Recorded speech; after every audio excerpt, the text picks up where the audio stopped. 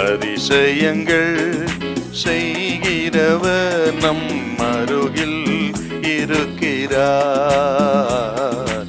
அற்புதங்கள் செய்கிறவர் என்றும் நமக்குள் வசிக்கிறார்.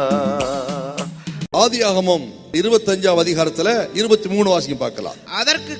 அதற்கு கர்த்தர் இரண்டு ஜாதிகள் உன் கர்ப்பத்தில் உண்டாயிருக்கிறது, இரண்டு வித ஜனங்கள் உன் வயிற்றிலிருந்து பிரியும், அவர்களில் ஒரு ஜனத்தார் மற்ற ஜனத்தாரை பார்க்கிலும் பலத்திருப்பார்கள். மூத்தவன் இளையவனை சேவிப்பான். இளையவன் தான் ஆசீர்வதிக்கப்பட்டவன். இந்த யாக்கோபின் சுபாவத்தை நீங்க பார்க்கலாங்க. அவன் சுபாவம் எப்படி இருந்ததுன்னு கேட்டீங்கன்னா, இவன் ஆசீர்வாதமா வாழணும்னு நினைக்கிறான். அதனால்தான் தன் சகோதரனை அவன் வஞ்சிக்கிறான், சேஷ்டபுத்திர பாகத்தை எடுத்துக்கிறான். இன்னும் சொல்லுகிறேன், ஆண்டவருக்கு கூட அவன் ஆசீர்வாதமா இருப்பதுதான் விருப்பம். ஆண்டவர் விருப்பம் இவன் ஆவிக்குரிய ஆசீர்வாதம் உள்ளவனா இருக்கணும்.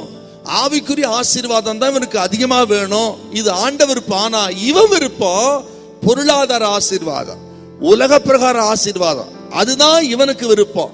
ஆகவே ஆசீர்வாதத்தை உலக பிரகாரமா தேடுறான். எப்படி? தன் சகோதரனை வஞ்சிக்கிறான், சேஷ்டபுத்திர பாகத்தை. ஆக சகோதரனை வஞ்சித்து விட்டான், தகப்பனை ஏமாற்றி. ஆக உலக பிரகாரமாக உலக மனிதர்கள் உயர்வதற்கு எப்படிலாம் செய்கிறார்களோ அப்படி செயல்படுறான் பாருங்க. இன்றைக்கு ஆண்டவர் சொல்லுகிறார், நம்ம ஆசீர்வாதமா இருக்குது கர்த்தருக்கு பிரியம். நமக்கு ஆசைதான், ஆண்டவருக்கும் பிரியம்தான். ஆனால் அந்த ஆசீர்வாதம் எப்படி வர வேண்டும், எந்த விதமான ஆசீர்வாதம் வேணுங்கிறத ரொம்ப முக்கியம் நமக்கு. தேவ பிள்ளைகளை பார்த்து ஆண்டவர் சொல்லுகிறார், ஆண்டவர் விருப்பம் ஒண்ணுதான், நம்ம விருப்பம் ஒண்ணுதான். ஒரே ஒரு வித்தியாசம் என்னன்னா, கர்த்தர் விரும்புகிறார் நம்ம ஆவிக்குரிய மக்களா இருக்கணும், ஆவிக்குரிய ஆசீர்வாதத்துக்கு முதலிடம் கொடுக்கணும். ஆக வரங்களை பெற்று, கனிகளை பெற்று, ரட்சிப்பின் அனுபவத்தை பெற்று, அபிஷேகம் பெற்று, பரிசுத்தமா ஜெப வாழ்க்கை என்று வேதத்தை வாசிக்கணும், தியானம் பண்ணணும், கர்த்தருக்கு ஊழி செய்யணும். ஆக நித்திய ஜீவனை சுதந்திரிக்கணும், வருகைக்கு ஆயத்தப்படணும். இப்படிப்பட்ட ஆவிக்குரிய ஆசீர்வாதங்களை தான் ஆண்டவர் அதிலே நாம் தேரணும்னு நினைக்கிறார். ஆனா நம்ம என்ன நினைக்கிறோம்னா, அதை 2வது, 3வது, 4வது வைத்துட்டு எப்படியா உலகப்புற மக்களை போல வாழணும்னு சொல்லி எதையெல்லாம் செய்யக்கூடாது அதெல்லாம் நம்ம செய்யறோம். கர்த்தருடைய பிள்ளைகளே, இவன் உயர்வதற்காக தன் சகோதரனை வஞ்சிக்கிறான் பாருங்க. அது உலக பிரகாரமான ஆசீர்வாதத்தை தேடுகிற உலக மக்களுடைய வழக்கம். நம்ம வழக்கம் அப்படி கிடையாது. ஆவிக்குரிய மக்களுடைய காரியம் அப்படி இல்லை. எவ்வளவு கேப் பாருங்க ஆண்டவருக்கு அவனுக்கும்.